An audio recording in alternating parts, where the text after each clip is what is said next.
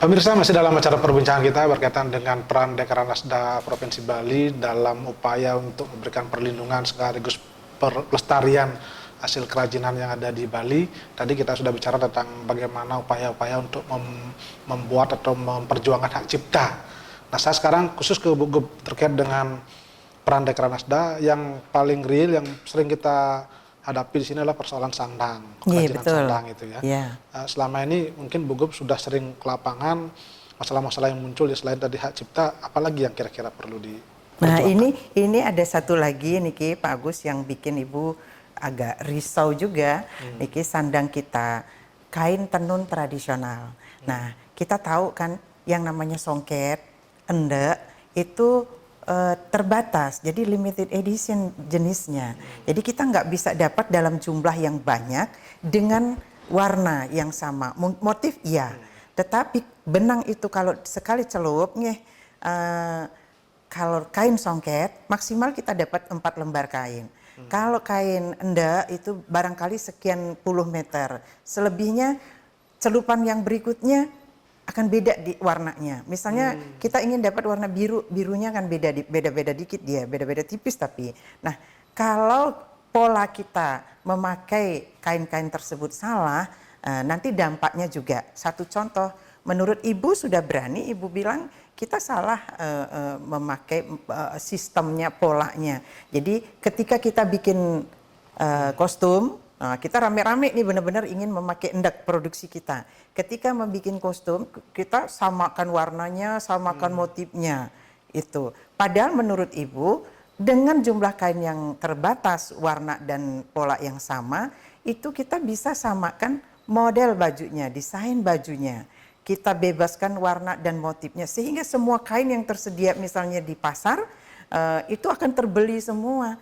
Daripada kemudian kita samakan warna dan motif kain itu untuk kostum, jadi kita memerlukan beratus-ratus meter, beribu-ribu meter, apalagi penenun kita kewalahan membuatnya karena tidak bisa warna yang sama. Akhirnya apa? Lari kita keluar membelinya. Akhirnya produksi kain tenun kita diproduksi di luar. Akhirnya kemudian industri, karena sudah rame-rame, sudah kadung, enak mesennya di luar, yang di dalam daerah tidak kepake, penjualannya menurun. Akhirnya apa? Kesejahteraan penenunnya, pengrajinnya juga menurun. Nah, sekarang yang lebih mengkhawatirkan Ibu lagi adalah kita bukan berperang ya, salah juga memanfaatkan teknologi.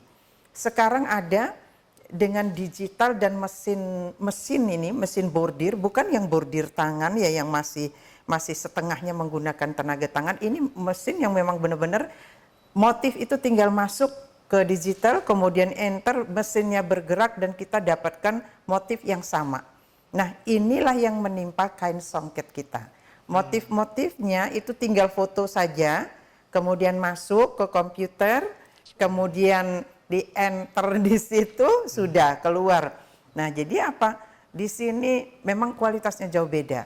Tetapi masyarakat kita kan, oh sepintas sama kok, Sama, ya. dan ini jauh lebih murah. Murah, Misalnya Pak Gus, kalau kain tenun asli yang songket itu sudah 500.000 ke atas sampai puluhan juta. Sementara yang bordir ini hanya dengan 100.000 kita sudah dapat. Akhirnya apa? Langsung jadi pesaing karena pemanfaatannya, pemakaiannya sama-sama dijadikan wastra, jadikan kamen. Kan orang lebih suka memakai yang murah tetapi dari jauh kelihatan sama. Kadang-kala kan di situ udah dilemanya Bu Gup. Nggih. Ketika kita oke lah ini produk berkualitas tapi memerlukan waktu lama dan terbatas, bahkan tidak kontinu. Nggih. Sementara di sisi lain dengan digital, pabrik dan sebagainya dia cepat, massal dan toh juga tidak beda jauh. Nggih, Nah, ini betul. di mana posisi perajin, sehingga kadang-kadang kan di situ pasrah jadinya kan Ya, seperti itu. nggih. Apa yang harus bisa dilakukan sekarang kita? Nah, Ibu berpikir penyelamatannya itu ada di pedagang dan di konsumen. Nih, jadi pedagang dan konsumen, ayo kita membantu pengrajin dengan menyadari dua tugas kita. Pertama, orang Bali itu, masyarakat Bali itu yang mana? Apapun sukunya, apapun agamanya. Tinggal minum air di Bali, menghirup udara di Bali. Jadi tanggung jawabnya sama. Pelestarian terhadap warisan leluhur harus ada. Pengembangannya silahkan. Ketika kita mengembangkan, jangan sampai kita membunuh yang harus kita lestarikan. Nah, Ibu lihat ini kan berlaku seperti itu. Jadi ini yang harus kita alihkan.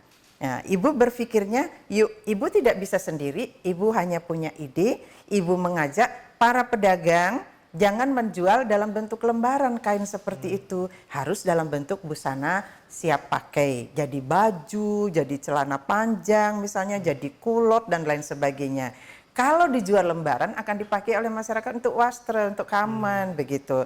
Nah kemudian misalnya boleh nggak misalnya Ibu mengajak pedagang-pedagang itu jangan seenaknya motret-motret motif yang dibikin oleh para pengrajin Bali untuk kemudian dibawa ke mesin digital itu.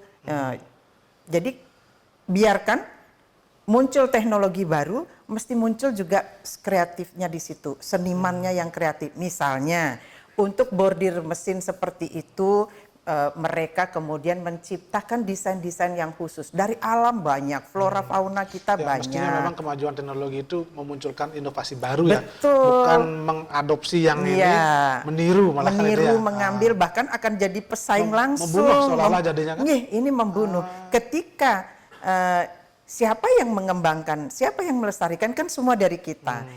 Ketika kita ingin mengembangkan, berinovasi, pikir dulu yang lestari ini nanti ini. Yang lestari itu termasuk juga pengrajinnya. Ketika pengrajinnya sudah gulung tikar, tidur dia, alatnya akan teronggok. Berarti selama ini ada laporan sudah banyak di Bali kepada Ibu Gubernur, mereka sudah mulai enggan berproduksi lagi karena seperti tadi itu masalahnya.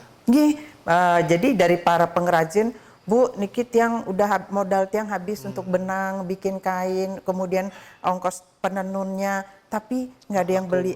Terasa omsetnya menurun, Kenten. Tiang berpikirnya ini kalau dibiarkan lama-lama setahun 2 tahun, gitu ya? yang mesin pasti akan lebih berkembang sesuai kebutuhan, meningkatkan kualitas dan lain sebagainya. Jadi Titiang sebagai ketua Dekranasda itu benar-benar ketakutannya ini akan hilang, Kenten.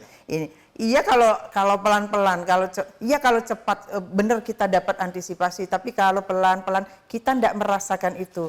Makanya Titiang bilang kepada para pedagangnya, pengrajinnya sendiri jangan melakukan gerakan dalam tanda kutip bunuh diri.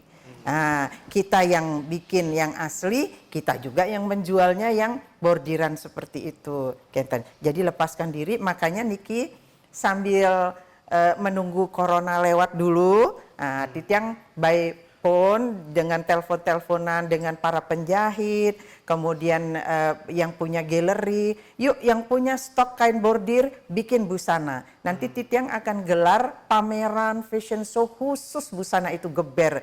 Karena Titiang pernah, jadi ibu itu pernah melihat bagaimana kemudian batik dibuat tidak hanya menjual dalam bentuk kain lembaran, tetapi busana yang siap pakai. Jadi berbagai kreasi ya. Kreasinya luar Jadi biasa. kalau kreasi-kreasi itu ditampilkan sebetulnya banyak bisa di ini ya. Betul. Nilainya malah lebih mahal jadinya.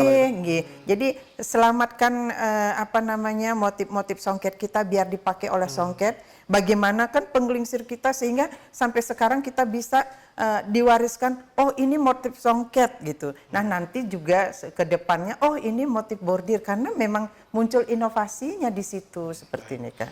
Baik Ibu Gub, kita hentikan dulu sejenak dan pemirsa, kami akan kembali nanti setelah pariwara berikut ini.